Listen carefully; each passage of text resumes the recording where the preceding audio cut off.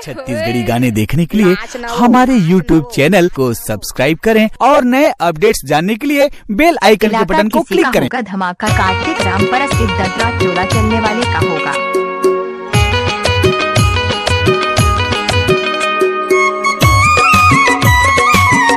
क्या नाम है आपका? डीजे कार्तिक रामपरस की पुकारा वाले। अब तो ये नाम है।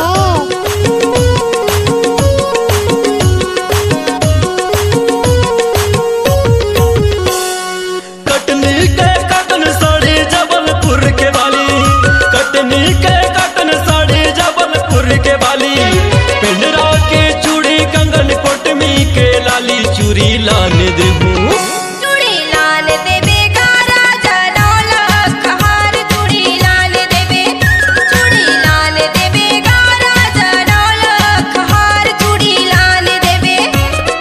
कटनी के कटन साड़ी जबलपुर के वाली, कटनी के कटन साड़ी जबलपुर के वाली, पिंडरा के चूड़ी कंगन कोटमी के लाली, चूड़ी लान देहूं चूड़ी लान देबे गारा जनौला खहार, चूड़ी लान देबे, चूड़ी लान देबे गारा जनौला खहार, चूड़ी लान देबे।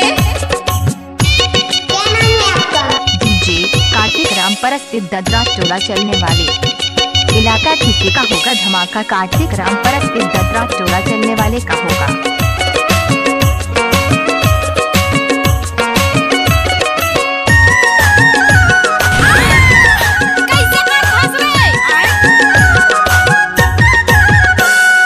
कोरबा के चूड़ी कंगन कोरिया के वाली, कोरिया के बाली जी, कोरिया के बाली, जोड़ा सुतुआ पैरी ले हूँ हाथ बले हूँ चूरी, हाथ बले बेचूड़ी जी, हाथ बले बेचूड़ी।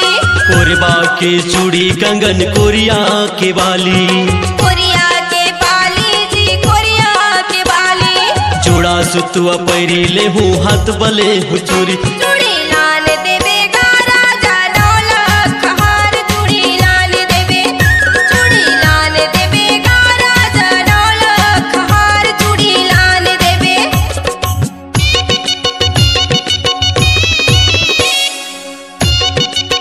I love you। इलाका किसी का होगा धमाका कार्तिक रामपरस इद्दत रात जोड़ा चलने वाले का होगा।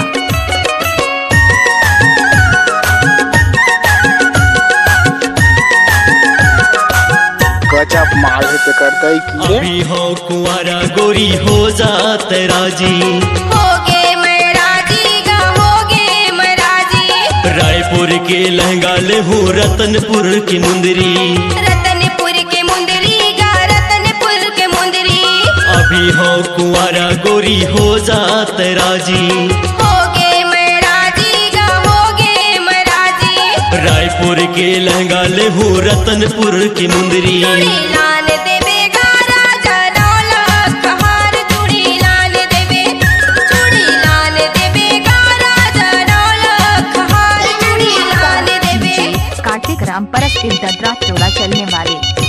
इलाका किसी का होगा धमाका कार्तिक रामपरस इद्दत रात जोड़ा चलने वाले का होगा।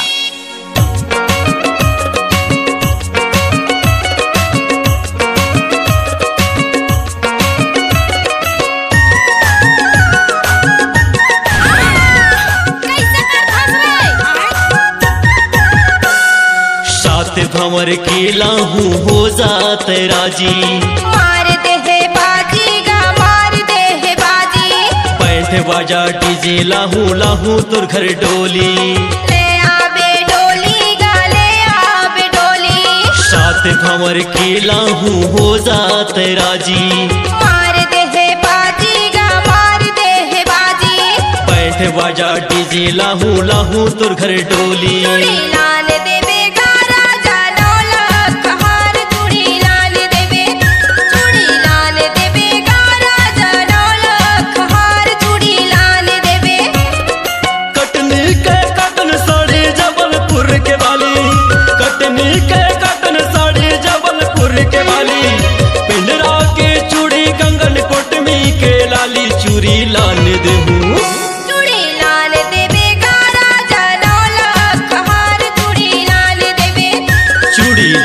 देहा वो टूरी नौला खार चूड़ी लान देहूं चूड़ी लान देवे गारा जनौला खहार चूड़ी लान देवे चूड़ी लान देहा वो गोरी नौला खार चूड़ी लान देहूं। इलाका किसी का होगा धमाका कार्तिक रामपर स्थित ददरा टोला आपकी चलने वाले आवाज का ही होगा। आपकी पहचान है।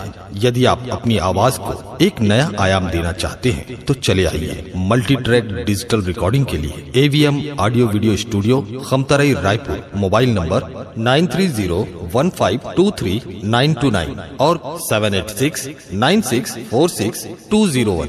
यदि आप नए एवं पुराने गीत सुनना चाहते हैं तो avmgana.com में जाकर गाना फ्री डाउनलोड करें और YouTube चैनल में AVM गाना को सब्सक्राइब करें।